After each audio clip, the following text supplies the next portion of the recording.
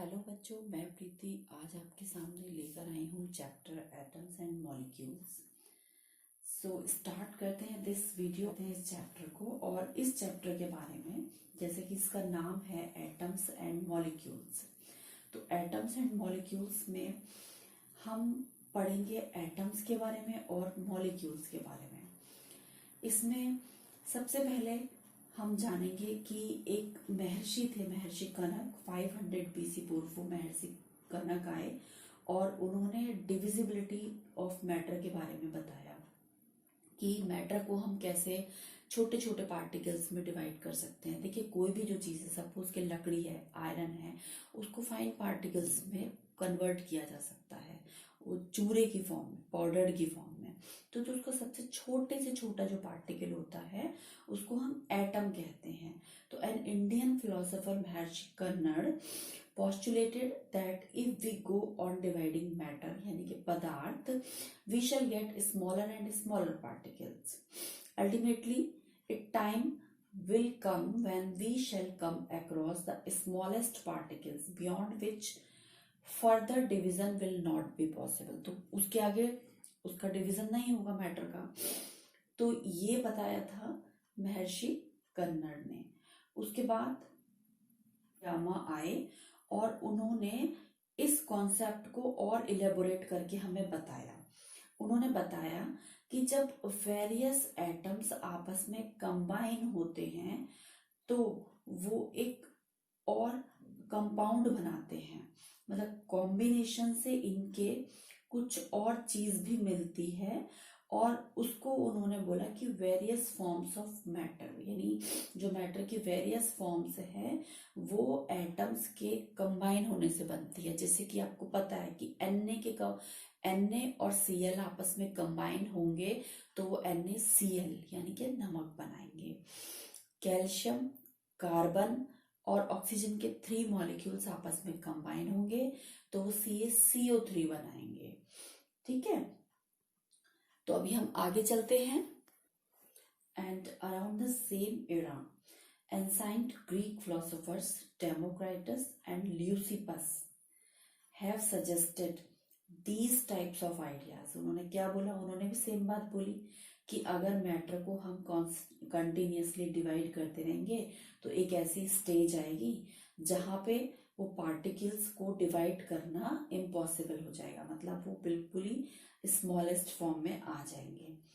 तो डेमोक्राइटस और ल्यूसिपस ने इस आइडिया को दिया था। ये ग्रीक फिलोसोफर्स थे, इन्होंने भी सेम यही बात बोली थी। उसके बाद एंटोनी एल लेवोइजियर आए और उन्होंने एस्टैब्लिश किया 2 इम्पोर्टेंट लॉज को, केमिकल कॉम्बिनेशन के लॉज को।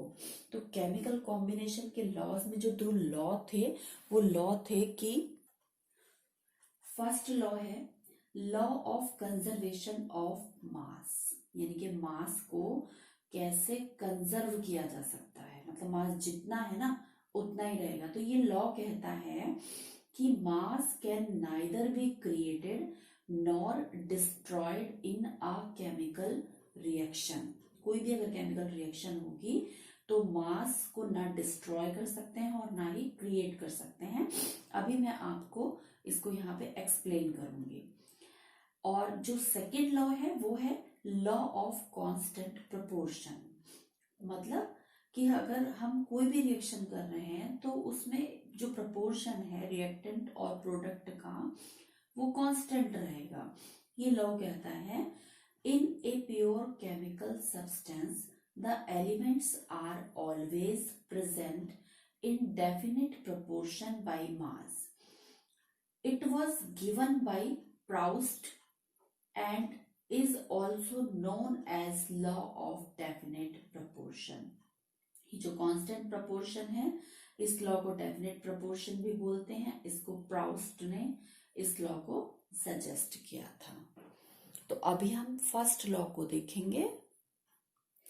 तो देखो, इस लॉ में, लॉ ऑफ कंजर्वेशन ऑफ मास में, हमने यहाँ पे एक एग्जाम्पल लिया है। इस एग्जाम्पल में हमने ये दिखाया है कि when Na2CO3 is reacting with HCl, then it gives carbon dioxide and NaCl। तो हमारे पास जो रिएक्टेंट हैं वो Na2CO3 और HCl हैं जो कि आपस में रिएक्ट कर रहे हैं, और हमारे पास जो प्रोडक्ट का फॉर्मेशन हो रहा है वो CO2 का और NaCl का हो रहा है। तो Na2CO3 4 ग्राम है और HCl 10 ग्राम है। ये एक्सपेरिमेंट्स किए गए हैं, और जब प्रोडक्ट का फॉर्मेशन होता है तब उसको जब मेजरमेंट किया गया उस प्रोडक्ट का, तो कार्बन डाइऑक्साइड का 2.5 ग्राम और NaCl का 11.5 था।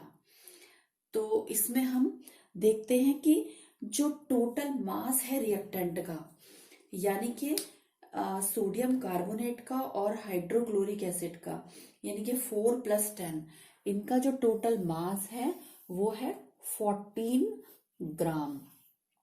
और अगर हम इसको कैलकुलेट करते हैं कार्बन डाइऑक्साइड को और सोडियम क्लोराइड को, तो हम इस देखते हैं कि 2.5 + 11.5 करने पे हमारा जो टोटल मास है वो आता है 14 ग्राम।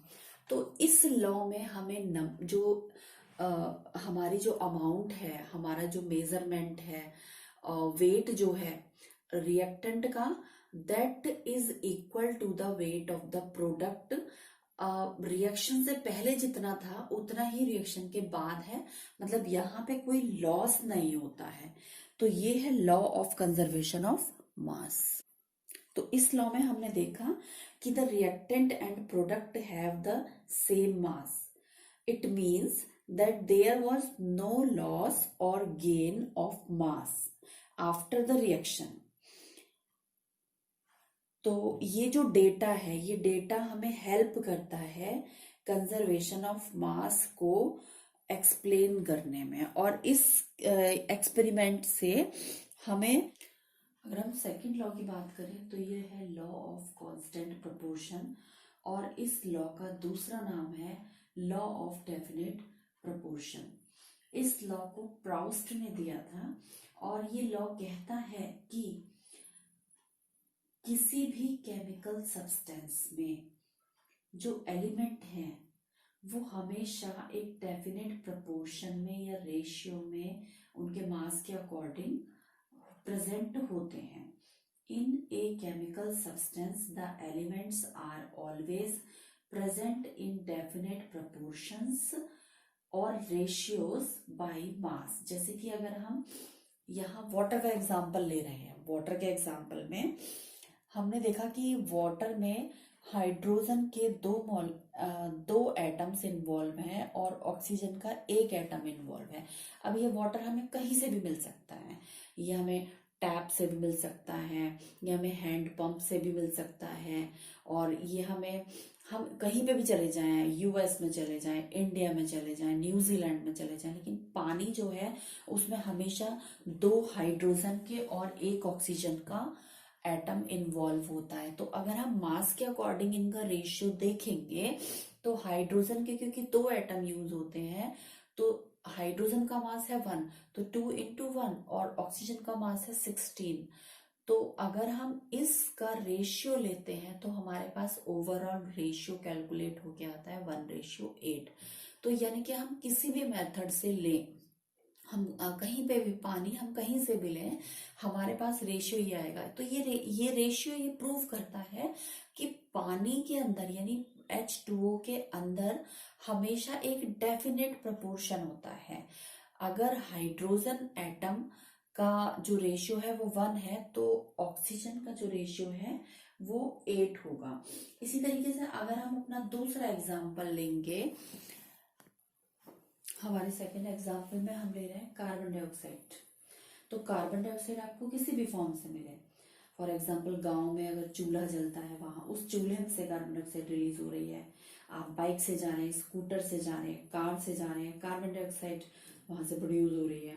तो कार्बन डाइऑक्साइड किसी भी, या हम सांस छोड़ रहे हैं, कार्बन डाइऑक्साइड निकल रही है। तो कार्बन डाइऑक्साइड किसी भी मेथड से प्रोड्यूस हो, बट उसमें हमेशा एक कार्बन और 2 ऑक्सीजन इन्वॉल्व होते हैं। तो अगर हम इनके मास के रेशियो की बात करेंगे तो कार्बन का जो मास है वो होता है 12, और ऑक्सीजन का मास होता है 2 × 16 = 32। तो अगर हम इनका ओवरऑल रेशियो लेंगे, मतलब 4 से देखो दोनों डिवाइड हो रहे हैं, 12 भी और यहाँ 16 भी, तो 4 3 जा 12 और 4 4 जा 16। तो अगर हम दोनों के ओवरऑल रेशियो की बात करें तो 3:8 आएगा। यानी कि carbon dioxide always contain carbon and oxygen in ratio of 3:8। And if a sample of CO2 contain 36 gram of carbon, then it is compulsory that the sample has 96 gram of oxygen. ये मैंने ratio बढ़ा के आपको बताया है। तो अभी तक हमने पढ़ा लॉ ऑफ केमिकल कॉम्बिनेशन, और इन लॉज में हमने 2 लॉज पढ़े। पहला पढ़ा लॉ ऑफ कंजर्वेशन ऑफ मास, जिसमें कि हमने एग्जांपल लिया था Na2CO3 और HCl का, कि Na2H और Na2CO3 और HCl आपस में जब रिएक्ट करते हैं तो रिएक्टेंट से पहले उनका मास 14 ग्राम था, और रिएक्टेंट के बाद, रिएक्शन के बाद, यानी जब ये प्रोडक्ट का फॉर्मेशन करते हैं तो भी इनका मास 14 ग्राम ही रहता है। यानी कि रिएक्शन से पहले का और रिएक्शन से बाद का जो मास है वो सेम रहता है। ये था लॉ ऑफ कंजर्वेशन ऑफ मास। उसके बाद जो हमने ये दूसरा जो हमने लॉ पढ़ा था ये था डेफिनेट प्रोपोर्शन। इसमें H2O का और CO2 का हमने एग्जाम्पल लिया था। H2O के एग्जाम्पल में हमारा 1:8 आया था, और CO2 में जब हमने मास का रेशियो देखा था तो हमारा 3:8 आया था। इसी लॉ ऑफ केमिकल कॉम्बिनेशन को स्टडी करते हुए एक साइंटिस्ट डाल्टन आए, जिन्होंने बहुत सी प्रॉब्लम्स को फेस भी किया, और उन्होंने इन एटम्स को नाम भी दिया एटम्स। उन्होंने बोला कि the smallest particle of matter are atom, और उन्होंने अपने कुछ पोस्टुलेट्स भी दिए। इन पोस्टुलेट्स में इन्होंने बताया कि all matter is made of very tiny particles called atom. मतलब जो सारे के सारे जितने भी मैटर हैं, आप लकड़ी लो, आयरन लो, प्लास्टिक लो, अगर हम उसको बार बार क्रश करते रहते हैं तो वो एक पाउडर्ड फॉर्म में आ जाते हैं, उस फॉर्म में आ जाते हैं जिसको हम और स्मॉल पार्टिकल में डिवाइड नहीं कर सकते। तो वो जो स्मॉल पार्टिकल है, वो जो वेरी टाइनी पार्टिकल है, उसको उन्होंने एटम नाम दिया। और उनका जो सेकंड पोस्टुलेट था वो था कि atoms are indivisible particle which can not be created और destroyed in a chemical reaction। तो ये तो हमें सभी को पता है कि वो वेरी टाइनी है, उनको हम नहीं डिवाइड कर सकते और छोटे छोटे पार्टिकल्स में, और ना हम उन्हें क्रिएट कर सकते हैं, ना ही हम उन्हें डिस्ट्रॉय कर सकते हैं in a chemical reaction. Third उनका जो पोस्टुलेट है वो था atoms of a given element are identical in mass and chemical properties. तो देखो, जैसे कि आयरन है तो आयरन के जितने भी पार्टिकल हैं, जितने भी एटम हैं, वो सब एक दूसरे के साथ केमिकल प्रॉपर्टीज में और मास में एक जैसे हैं। अगर हम वुड की बात करेंगे तो वुड के जितने भी फाइन पार्टिकल्स हैं, वेरी टाइनी पार्टिकल्स हैं, यानी कि एटम है, तो they all are identical in mass and chemical properties. वो सब एक जैसे, उनकी केमिकल प्रॉपर्टीज सब एक जैसी। जैसे कि आप नमक ले लो, तो नमक का आप कोई भी दाना टंग पे रखोगे तो उसका टेस्ट नमकीन आएगा ना। सबका टेस्ट एक जैसे, सबकी केमिकल प्रॉपर्टीज एक जैसी, देखने में सब एक जैसे हैं। इसी तरीके से अगर हम शुगर के पार्टिकल को लेंगे तो चीनी अगर हम टंग पे रखते हैं तो सेम टेस्ट आएगा, आप कोई सा भी दाना ले लो। तो उसकी केमिकल प्रॉपर्टीज एक जैसी हो गई और मास भी उनका सबका सेम ही है। अच्छा, इनका फोर्थ जो पोस्टुलेट है वो है atoms of different elements have different masses and chemical properties. यानी कि जो वुड का जो पार्टिकल है, यानी एटम है, जो वेरी टाइनी पार्टिकल है जिसको एटम का नाम दिया है, उसकी जो केमिकल प्रॉपर्टीज है उसकी अलग होंगी और मासेस उसके अलग होंगे आयरन के एटम से।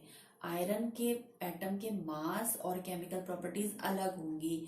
शुगर यानी कि चीनी का जो एटम है उसकी केमिकल प्रॉपर्टीज और मास अलग होगा। सॉल्ट के जो एटम है उनकी केमिकल प्रॉपर्टीज और मासेस अलग होंगे।